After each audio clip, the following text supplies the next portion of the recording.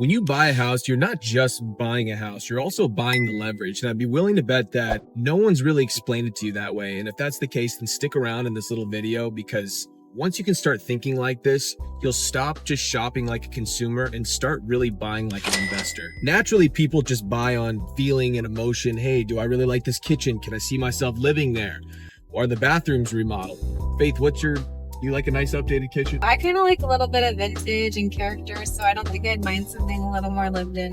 Okay, see, that's why I married her. She's my wife, she's special, she doesn't think like everybody else. But anyways, some people just go based on emotion, when in reality, there's a difference between a good buy and a power buy. Being strategic, being able, can I control this asset? What is the leverage going to do for me in the long run? Thinking about the exit strategy before I even get into a property. So what exactly is leverage? Leverage is when the value of what you control is greater than your initial cash investment. So in real estate, that would be using a low down payment to buy a piece of real estate or a property, a house. So let me give an example of that. If I buy a $700,000 house here in San Diego, I'm going to put 5% down.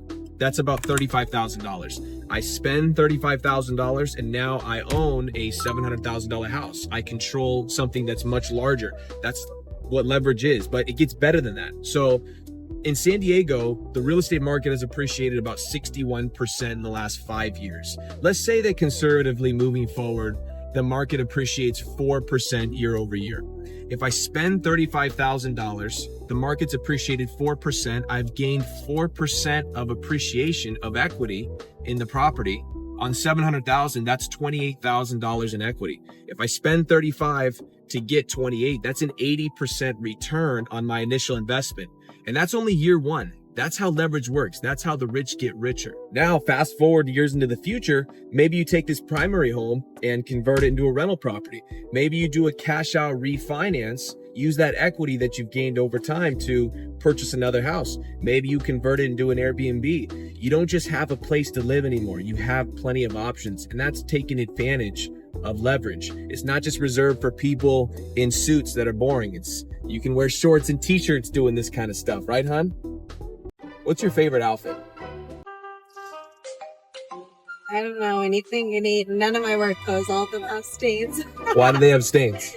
Because I'm a hairstylist. That's right. She keeps me beautiful for my open houses. The San Diego real estate market's one of the most expensive in the entire country. I know that sounds intimidating, but it's really where the opportunity lies.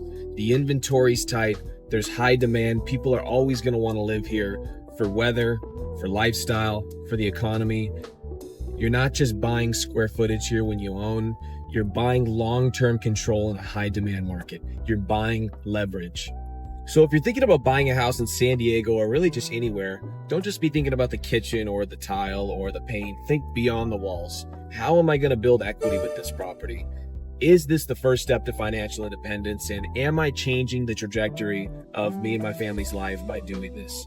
If you want to talk about your next move, let's chat. No sales pitch, no pressure, just strategy.